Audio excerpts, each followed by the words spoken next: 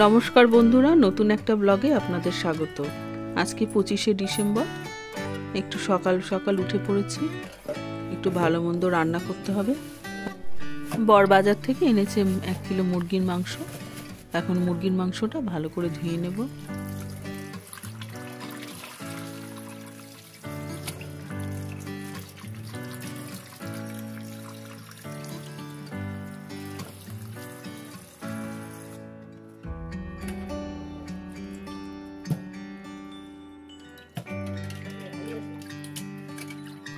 মুরগির মাংসটা ভালো করে 4-5 বার জল পাল্টে ধুয়ে নিয়েছি।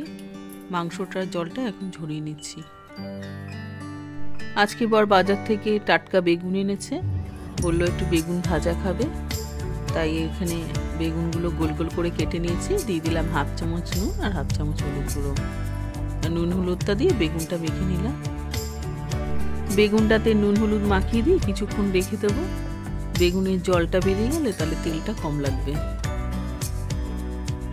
এখানে বর ঘরটর মুছে চান করে পুজোটা দিয়ে নিয়েছে।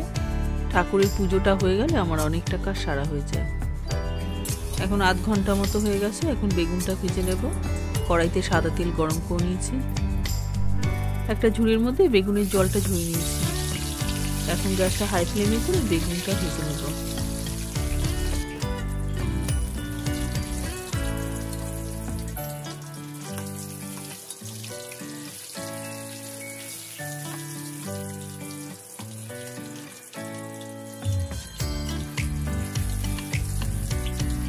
বেগুনগুলো লাল করে ভেজে নিয়েছি। এখন তেলটা ছেঁকে বেগুনগুলো নামিয়ে নিলাম।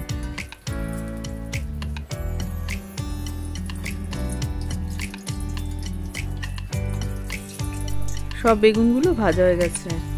বর বাজার থেকে এনেছে রুই মাছ। এখন রুই মাছের আঁশটা ছাড়িয়ে মাছটা ভালো করে ধুয়ে নিচ্ছি।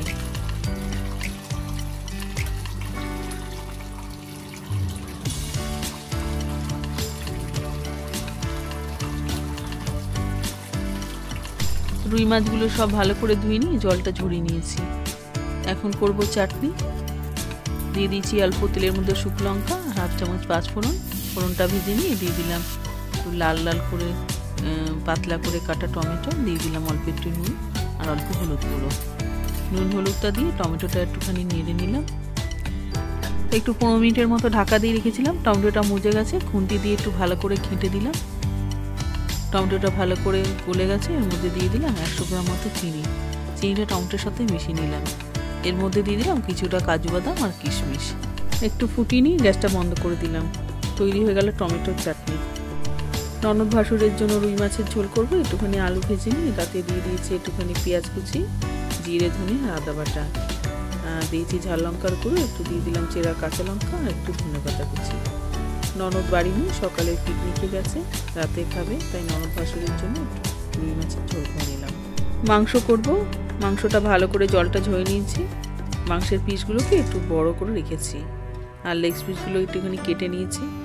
মাংসের মধ্যে দিয়ে দিলাম নর্মাল চামচ থেকে একটু বড় চামচের 1 চামচ নুন, 1 চামচ হলুদ গুঁড়ো, 1 চামচ ঝাল লঙ্কার গুঁড়ো, 2 চামচ আদা বাটা, 1 চামচ রসুন বাটা,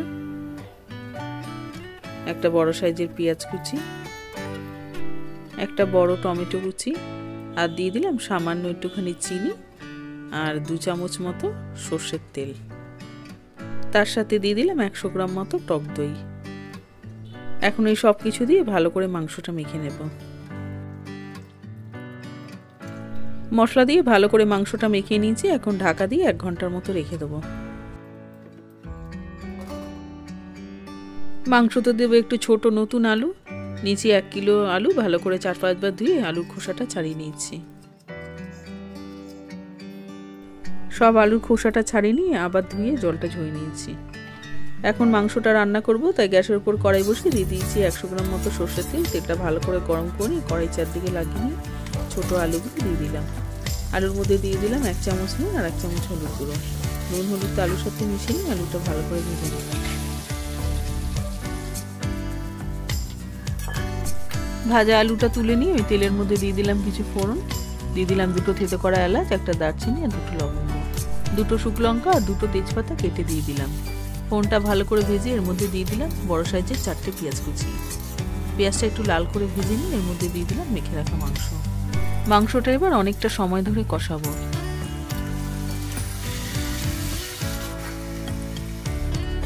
মাংসটা কষাতে সময় লাগবে, অনেকক্ষণ সময় ধরে মাংসটা কষাতে হবে। তাই একটু রুটি নিয়ে নিয়েছি আর বেগুন ভাজা নিয়ে নিলাম, একটু রুটি দিয়ে বেগুন ভাজা খেয়ে নিলাম।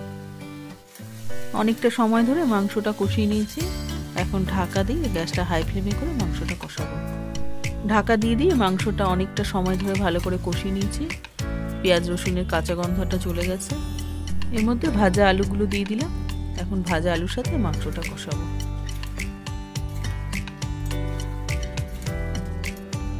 আলুর সাথে মাংসটা ভালো করে কষিয়ে নিয়েছি। এর মধ্যে দিয়ে দিলাম ছোট বাটি 3 বাটি গরম জল। জলের সাথে সবকিছু মিশিয়ে নিলাম। এখন ঢাকা দিয়ে কিছুক্ষণ রেখে দেবো আলু আর মাংসটা সিদ্ধ হওয়ার জন্য। এখানে মাংসটা সিদ্ধ হচ্ছে, পাশে ভাত বসিয়ে দিয়েছি।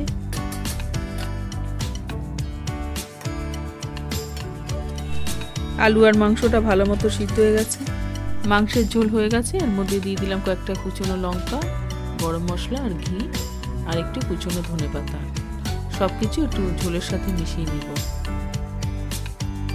মুরগির মাংস হয়ে গেছে, গ্যাসটা বন্ধ করে দিলাম। ঢাকা দিয়ে এখন রেখে দিলাম। সব রান্না হয়ে গেছে। মেজো ভাসুরের জন্য দিয়ে দিয়েছি রুই মাছের ঝোল আর মাংসের ঝোল আলু দিয়ে গরম ভাত দিয়ে দিলাম। আমরাও ভাত বেড়ে খেতে বসে গেছি। নিয়ে নিয়েছি একদম গরম গরম ভাত, তার সাথে নিয়ে নিয়েছি ঘি, বেগুন ভাজা আর কাঁচা লঙ্কা। গরম গরম ভাতের সাথে ঘি, বেগুন ভাজা আর কাঁচা লঙ্কা দিয়ে মেখে খেতে দারুণ লাগে।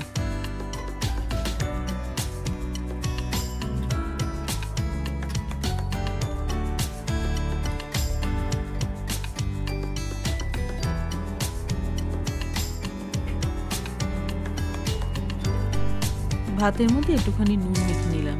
এখন ঘি দিয়ে ভালো করে ভাতটা মেখে নিচ্ছি। এর মধ্যে নিয়ে নিলাম একটুখানি বেগুন ভাজা, ভালো করে ভাতের সাথে মেখে নেব।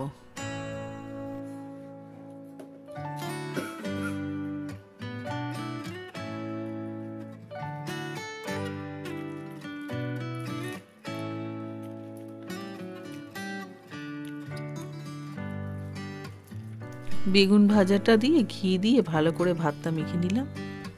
এখন এর সঙ্গে নিয়ে নেব একটুখানি কাঁচা লঙ্কা দিয়ে খাবো।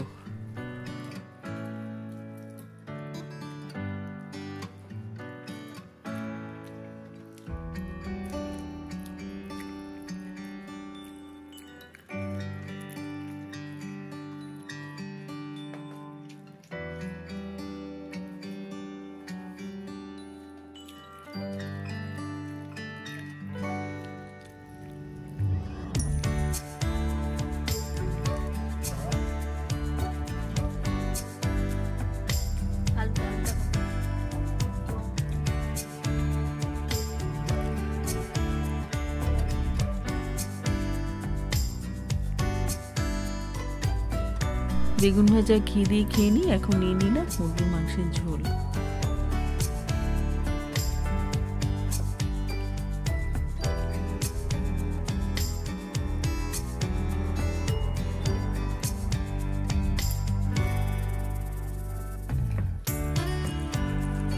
ভালো করে ঝোলটা দিয়ে ভাতটা মাখলাম আর নিয়ে নিয়েছি যে নরম ছোট নতুন আলু।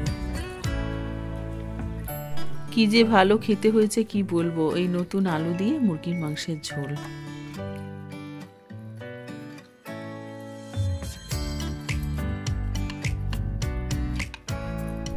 মাংসের ঝোল আলু দিয়ে ভালো করে ভাতটা মেখে নিয়ে এখন ভাতটা খেয়ে নেব।